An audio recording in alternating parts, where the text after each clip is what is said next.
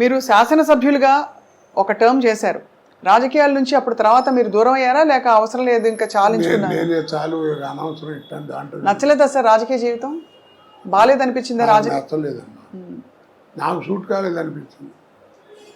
ఎందుకంటే మీరు రాజకీయపరమైన వేషాలు చాలా వేశారు. ఒక టైంలో మీకు కొంచెం గొడవలు కూడా అయ్యాయి ఆ మండలాధీశుడు సినిమా తర్వాత. సో మరి రాజకీయాలు మీకు అసలు ఆ వాతావరణం నచ్చలేదంటారు అయితే?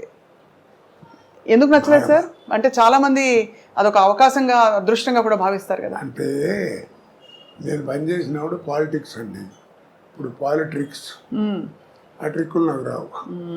మనకి ఎందుకని దూరంగా ఉన్నా. అవును, కానీ అదే సార్ అనిపిస్తుంది, అంటే అంత గొప్ప జీవితం, గొప్ప అవకాశాలు మీకు వచ్చిన తర్వాత ఇప్పుడు మీరు టైం అంతా మీరు కుటుంబం నుంచి దూరంగా ఉన్నాను, కష్టపడి పనిచేశాననే ఫీలింగ్లో ఉన్నారు కదా సార్, బాధ. సో ఇప్పుడు మీకు మీ దేవుడు ప్రత్యక్షంగా మీకు ఏం కావాలని అడిగితే ఏం కోరుకుంటారు సార్? మీ ఇంకేమైనా? నేను ఎప్పుడు మనసులో ఉండే కోరిక ఒకటేనండి, నేను చచ్చేదాకా నటించాలి, చచ్చిన తర్వాత నటుడిగా బతకాలి, అది నా కోరిక. అది సార్, అంటే ఇవాళ చాలా అద్భుతమైన మంచి సందర్భం, మీ పుట్టినరోజు సందర్భంగా మాట్లాడుతున్నాం కాబట్టి మీరు ఎప్పుడూ చిరంజీవిగా మీ పాత్రల ద్వారా ఉండిపోతారు సార్ మనసుల్లో అదే ఎప్పటికీ. అలాంటి పాత్ర రావాలని నా ఉద్దేశం.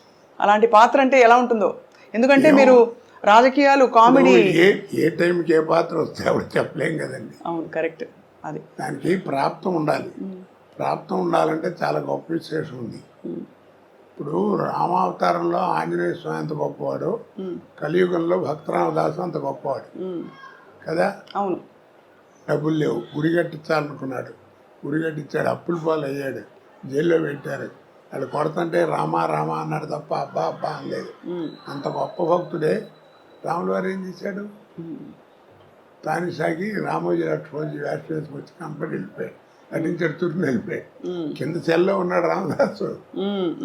ఎరా రామదాసు బాగున్నావా అని ఒక్క మాట అంటే బాగుండేది కదా, ఒక 10 సంవత్సరాలు లాగా బతికేవాడు. మరి అంత భక్తుడే, మరి వాడికి ఆ ప్రాప్తం లేదు. ఇదంతా విధి నిర్ణయం అంటారు అయితే, భగవంతుడి నిర్ణయం. ప్రాప్తం ఉండాలి.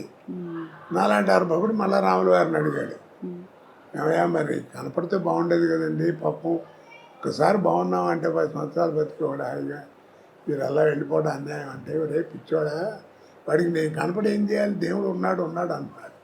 నాకే అనుమానం వస్తుంది నా అవతారం మీద, గాలి నీరు భూమి అన్నీ రాముడే అంటున్నాడు. అసలు నా రూపం ఏంటో నాకు తెలియట్లేదు.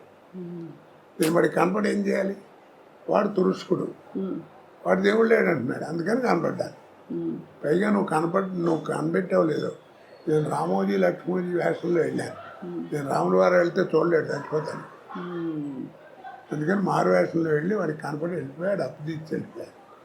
మరి వీడి సంగతి ఏం చేస్తారన్నాడు రామదాస్ అని. ఇప్పుడు రాముల వారు అన్నాడు, నేను భక్తుడికి కనపడను రా, ఐక్యం చేసుకుంటా అన్నాడు. అందుకే మీరు చిత్తూరునాయ గారి సినిమాల దగ్గర నుంచి మొన్న రేపు వచ్చేటువంటిదో లేకపోతే మొన్న తీసిన అన్నమయ్య దాకా తీసుకుంటే మెయిన్ క్యారెక్టర్ పోవటం ఉండదు, అలా ఒలిగిపోతుంటారు. ఓ దీపం అలా వెళ్ళిపోయి దేవుళ్ళో వెళ్ళిపోరు.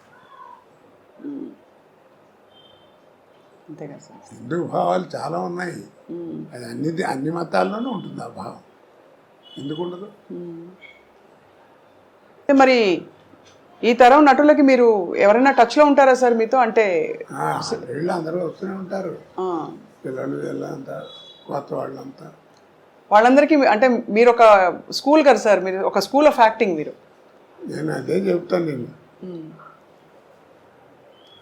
సినిమా యాక్టింగ్ నేను 25 సంవత్సరాలు నాటకాలు అయితే వచ్చిందిరా నాకు. మీకు 6 నెలలు 7 నెలలు ఎవరు నేర్పుతాడు?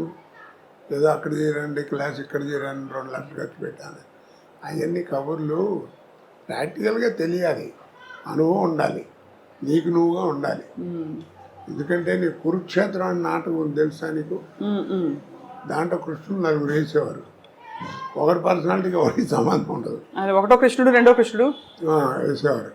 వాడి గాత్రం వేరు, వీడి గాత్రం వేరు, ఆర్మరీ పెట్టి వేరు, ఆడ ఆర్మరీ పెట్టి వేరు, కానీ 4కి 1 సూర్ కొట్టేవారు ప్రతిపద్యానికి.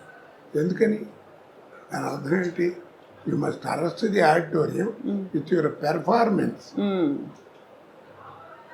కానీ ఇప్పుడు అంతా హీరో సెంట్రికే కదా సార్, సినిమా ఇండస్ట్రీయే. ఇప్పుడు సినిమా తీయడమే కథానాయకుడి చుట్టూ అల్లే కథలు ఎక్కువగా. నేను చెప్పాను కదా, ఆ కాలం మారిపోయింది. అది సార్. ఇప్పుడు మాయాబజార్ 100 డేస్ ఫంక్షన్ బెజవాడలో దుర్గా కళామందిరంలో చేశారు నా చిన్నతనాలు. ఇలా మూడంకి తిరిగేస్తే అట్టా ఉంటుంది, అట్టా ఉంది స్టేజ్. ఇలా వచ్చి ఇలా వచ్చి ఇలా వచ్చింది. ఏంటంటే ఈ చివరేమో రంగారావు, ఈ చివర ఆర్ నాగేశ్వరరావు కూర్చున్నారు, మధ్యలో ఎన్టీ రామారావు ఉన్నాడు.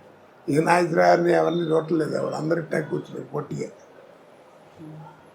అప్పుడు మాట్లాడుతూ సిఎస్ఆర్ ఆంజనేయులు గారు మాట్లాడుతూ, మాయాబజార్ సినిమా అంటే హీరో ఘటోత్కచుడు రంగారావే, ఎవరెన్ని వేషాలు వేసినా వాళ్ళు అయితే ఆ సినిమా లేదు, గొప్పగా చేశాడు, అది ఇది అని చెప్పి చాలా పొగిడుతూ మాట్లాడేది. అయితే ఆర్టిఫిషియల్ టాలెంట్ అంటే తోటి నటుడిని మెచ్చుకోవడం. అప్పుడు రంగారావు తర్వాత మాట్లాడుతూ, ఏదో నన్ను పొగిడారు, సిఎస్ఆర్ మాత్రం తక్కువ, శకుని పాత్ర ఆయన చేస్తే తప్ప ఇంకెవడేసినా ఎక్కదు, అంత గొప్పగా చేశాడు అవన్నీ.